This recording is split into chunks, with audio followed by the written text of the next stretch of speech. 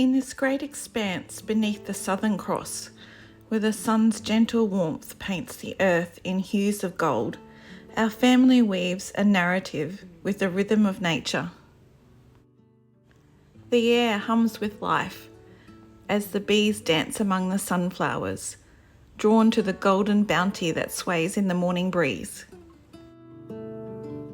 And our sons, now grown into sturdy young men, take up their tools to trim the grass around our house. With each measured stroke, they create a protective barrier, a silent defiance against the slithering shadows and the ever-looming threat of fire. If you've been following us along for a little while, you'll know that we have some eastern rosella parrots that were nesting in this post near our well, and they had laid a couple of eggs. Now the eggs have hatched and there's little babies in there. Eastern rosella parrots are native to Australia and are known for their vibrant colours and social behaviour. The incubation period for their eggs is typically around 19 to 21 days. The mother usually takes responsibility for feeding the chicks once they've hatched, and the chicks are initially fed regurgitated food, but sometimes the dad may also take a turn.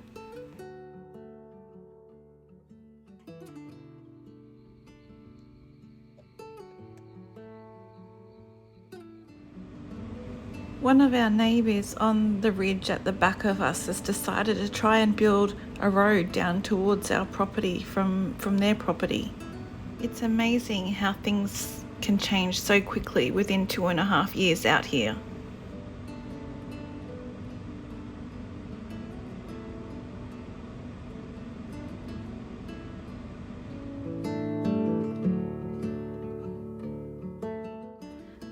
I cut off the dead sunflower heads, and I've read that it's good to store them in a paper bag until they dry completely, and then you can shuffle out all the dried seeds in there.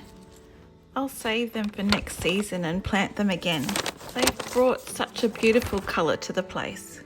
We've got a couple of lovely wattle trees waiting to be planted into the ground, and I've just sown some calendula flower seeds into this basket.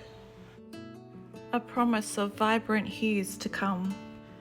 And our citrus seedlings, born from seeds, dream of a life transplanted to the earth. But our gardening journey is not without its lessons. Our onions, once a hopeful endeavour, revealed the necessary proper separation of the onions before planting them. They just didn't have enough room to grow properly. The kale flourishes, its vibrant green leaves whispering tales of resilience. So our potato plants have flowered and died back now. I think it's time that we dig them up, so we might do that later today. Some of our bok choy is starting to get bigger, and our parsley is flowering, going to seed, and hopefully it will come back up again. The nasturtiums are settling in, and we're planning on having an outdoor fire soon. And these bunching sunflowers have more buds to bloom underneath. The sweet potatoes that I planted among the sunflowers without the labour of tilling remains a question mark.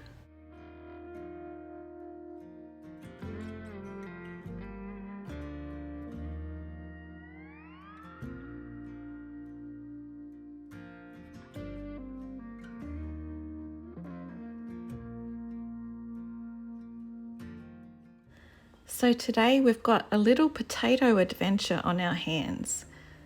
After months of carefully nurturing, it's finally come time to unearth the treasures hidden beneath the soil. We've been eagerly anticipating a bountiful harvest, so let's see what Mother Nature has in store for us. After planting these spuds about 3 or 4 months ago, the anticipation is real. We didn't really hill up our mounds around our stems for our potato plants, I don't think. So that could be a bit of a problem. I've also heard that different varieties perform best in different climate zones, so we may have not got the right types of potatoes for our zone. And our plants did not get as tall as they should have been.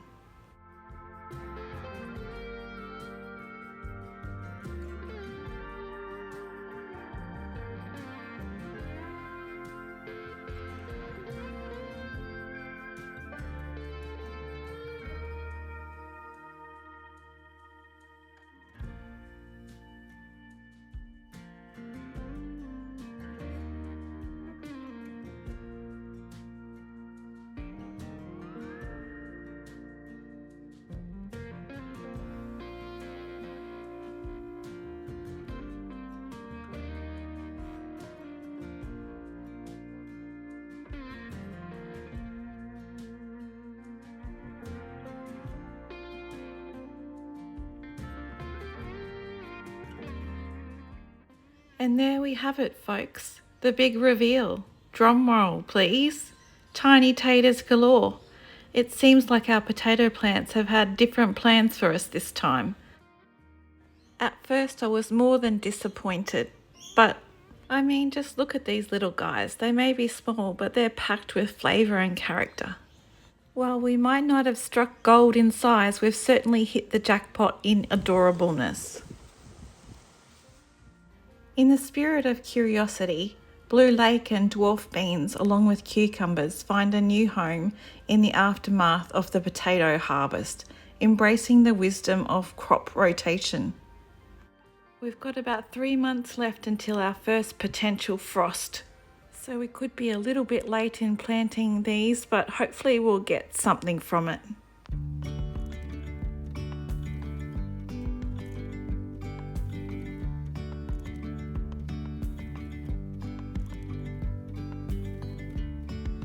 Yesterday there was sun and there was rain, beauty in the mundane. And as the light startled our eyes, we let go of disguise.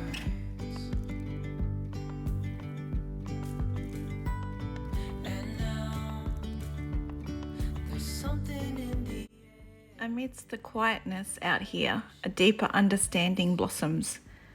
As we plant new vegetables, our hands sinking into the rich, promising soil, we feel the weight of self-sufficiency. Each seed we sow carries the promise of a harvest, a bounty that will sustain us for months ahead. It's a profound connection with the earth, a dance with Mother Nature that extends beyond our small plot of land.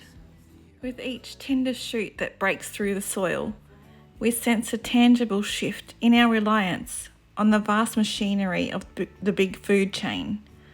In the act of planting, nurturing and harvesting, we carve out a path towards self-reliance, a quiet rebellion against the dependency on distant suppliers. Planting our fruits and vegetables becomes a testament to the resilience and sustainability, and as we look ahead, we see not just a garden but a fortress against the uncertainties of an outside world. It's a declaration that we can and will nourish ourselves with the fruits of our labour, diminishing the footprint of a system that often feels distant and disconnected. And in this dance with the seasons, we find not only sustenance but a profound sense of empowerment.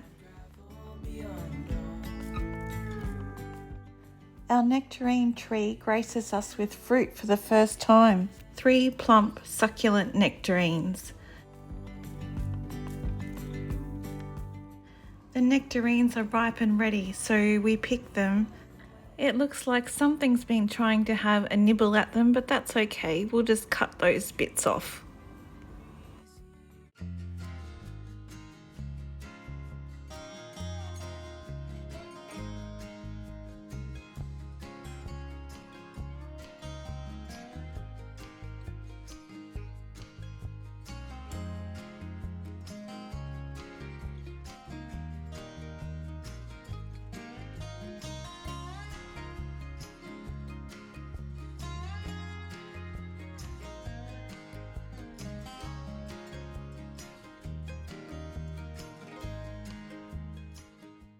With a shared glance, we sink our teeth into the ripe, juicy flesh, the sweet nectar dripping down our chins. That's cool.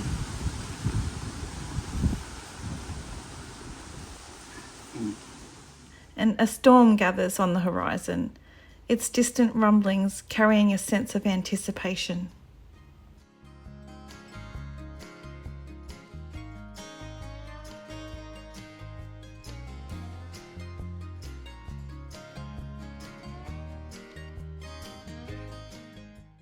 And we'll remove this netting now from the nectarine tree because there's no fruits left on the tree now. We take Mum down to have a look at the little birds nesting in the post. Puppy can smell them inside there. Looks like Mum's left them alone in there. She must be going out to get some food. You can see some of the colour starting to develop on their soft grey fluffy wings. After the tender act of sowing calendula seeds, their latent vitality begins to stir, and only within a few days, the first fragile shoots emerge, breaking through the soil like tiny whispers of nature's resilience.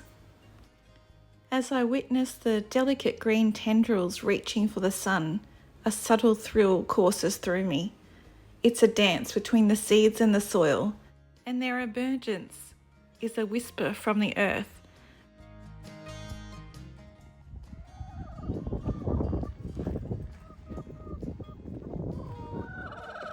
And in the quiet moments of tending to the chickens, surrounded by the murmur of their contentment, I feel a deep sense of gratitude. The eggs, still warm from the hen's nest, becomes a symbol of the interconnectedness we share with the land and its creatures. The loquat tree, carefully transplanted into the welcoming earth, showcases new growth. However, not every transplant thrives at the moment. The mulberry tree struggles, its leaves whispering secrets of discomfort in the unfamiliar soil.